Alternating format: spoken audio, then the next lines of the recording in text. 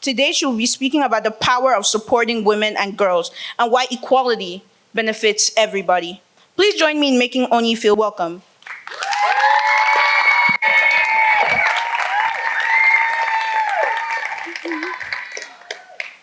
We all know some of the basic stereotypes about girls, such as all girls love pink and cry when they're angry. But beyond these basic stereotypes are much deeper expectations that are placed on girls and begin to paint a picture in the minds of young girls that they should always smile, accept they aren't good at math, should be passive, are expected to be quitters, are weaker than boys, are too emotional, and need to put others first before themselves. Chimamanda Adichie famously calls these stereotypes the single story. She warns us about stereotypes in her talk, A Danger of a Single Story. She states, the single story creates stereotypes, and the problem with stereotypes is not that they are untrue, but they are incomplete. They make one story become the only story. If we listen to these stereotypes, you can't find a whole picture of a person. I can like pink and kick some butt in the dojo.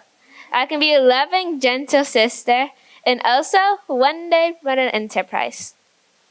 I believe that society's responsibility to support girls to grow and be strong contributors in our society. All people should support girls. Girls are a gift to this world, and one day those girls will become women. Women who are amazing human beings and serve as the glue to societies all around the world. They are mothers who selflessly put their children first before their own needs. Take my own mom, for example. She's a full-time mom with 3 kids. The responsibility for my siblings and I primarily is handled by my mom. School, work, dinner, groceries, bedtime, all of it is handled by my mom. Running the family household is a full-time job, and somehow my mom manages it all, plus has a full-time job as a finance specialist. My mom would take care of me all night when I was sick, and then wake up the next day and give a killer presentation in a full face of makeup.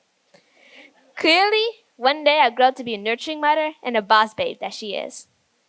The World Bank did a study in 2018 that shows if we educate all women and let them enter the workforce, it would add 15 to 30 trillion dollars to the world's economy. Take Bangladesh, for example. 30 years ago, Bangladesh had a struggling economy. But then, the government focused on making clothes and let millions of women get jobs. We know that factory work is often tough and unfair, but we can't ignore how much women going to work improve Bangladesh's economy. According to the World Bank, women earning money didn't just help the factories have a better life. They actually helped the entire country grow its economy. Just how big of a difference, you may ask? When women first started working in these factories in the 1980s, Bangladesh's GDP was about $3.5 trillion. Today, it's exploded to over $33.5 trillion. That means the economy didn't just double or triple, it grew 10 times bigger. That is the beauty of unlocking the power of her. Now that we all understand the economic impact that women can have on a country when they are supported, let's focus on how putting women into leadership roles can have a positive impact on companies. Research shows that men and women are different kinds of leaders. Men are leaders that focus on the what or a clear goal. What needs to be done? What is the goal? What are the results? It's transactional. It's top-down leadership. While women lead by focusing on the who and the why. Who is part of this group? Why does my work matter? How does my team feel? This kind of leadership is transformational.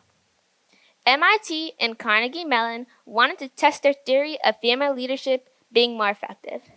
They put a group of people in a room and told them to solve some really difficult puzzles. The groups that had the highest IQ didn't do well. They couldn't solve the puzzles. The groups that did the best were the ones with the most women. But how did they outperform the highest IQ?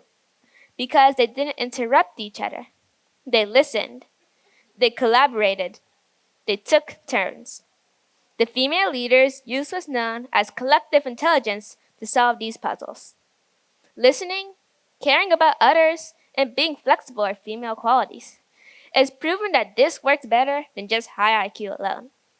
Today, I want to commission all of you to be an advocate for girls, to end the stereotypes and support girls everywhere. Because believing that girls can go beyond a single story, stereotypes, helps girls become authentic women, puts money in all our pockets, and creates powerful leaders. Thank you.